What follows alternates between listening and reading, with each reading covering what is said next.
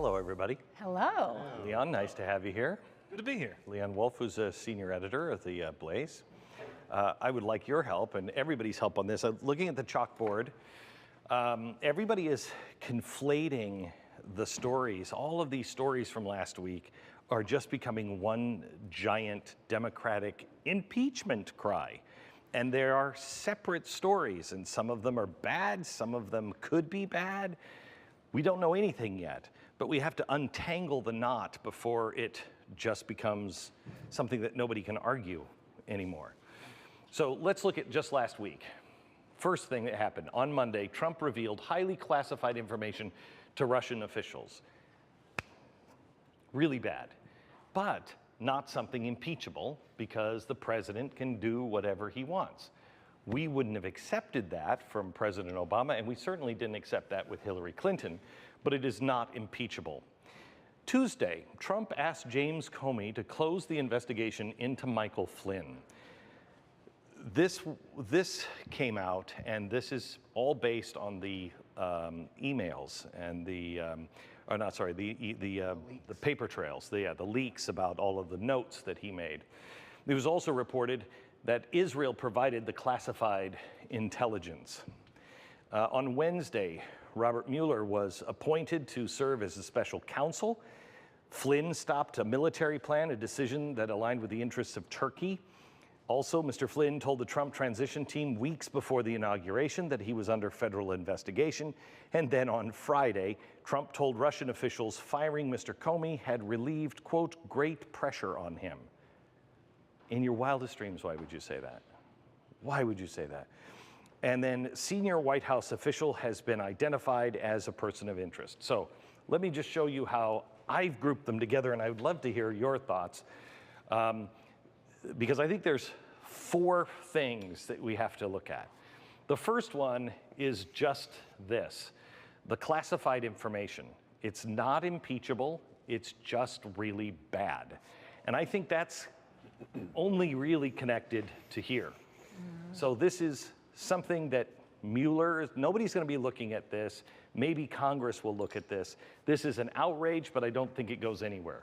You agree with me on that? The only thing I think that puts at risk is other countries might hesitate before they share intelligence with us, knowing that Trump might say it out loud. It's a really bad thing, but it's not impeachable, and it's not going to be the end of his presidency.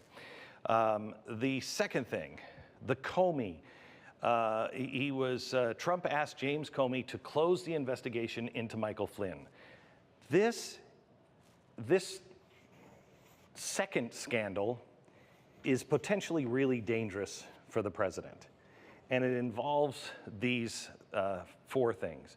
Trump saying to James Comey, hey, let's drop it. But that's something that maybe he's just doing. He shouldn't do, but maybe he's just really bad as a, he's a good businessman, bad president.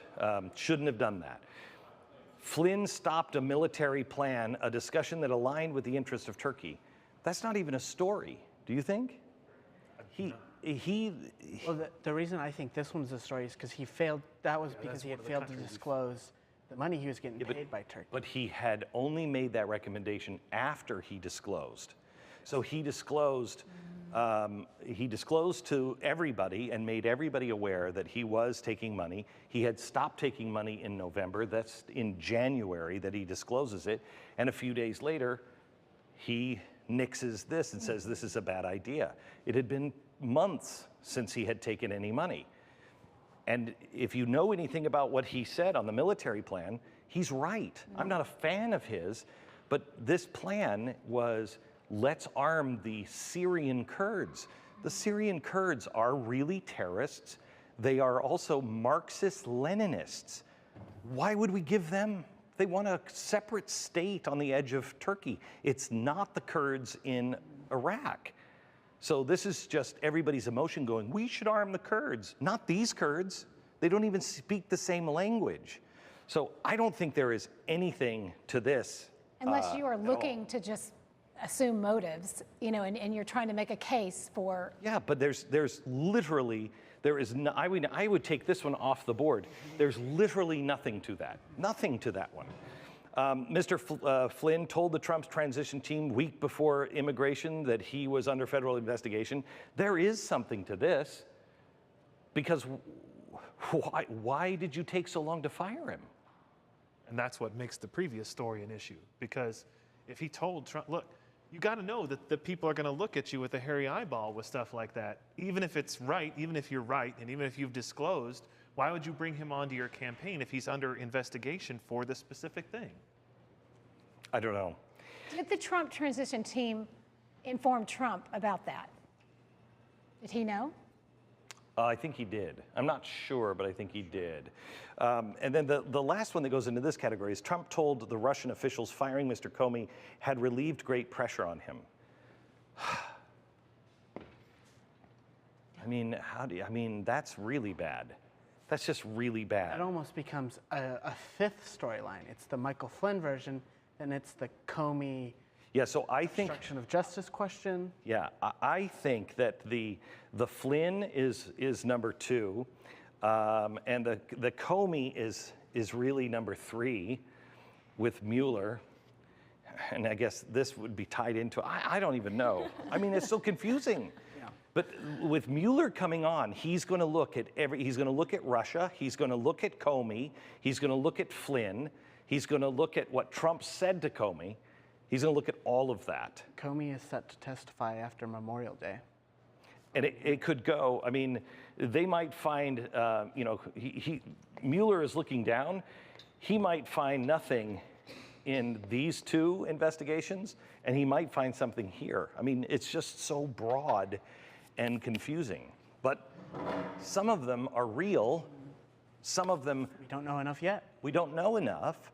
Well, and that seems like part of the media's scandal. You know, you talked about this morning on radio, the study that came out in Harvard. 80% of the media is not favorable of Trump. Even Fox News overwhelmingly has been negative. So we're having to sift through probably maybe a portion of this that's true, and some of it that is just journalists trying to make up stories where they're not. I will tell you that there was a story on CNN this weekend about Donald Trump possibly it was said Donald Trump's casino, an early worry of money laundering.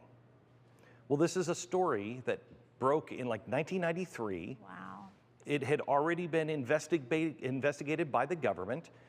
He did do wrongdoing. He didn't alert them if you were bringing $10,000 in Like, cash. how is that a story now? Right. It was already adjudicated. He already paid a fine.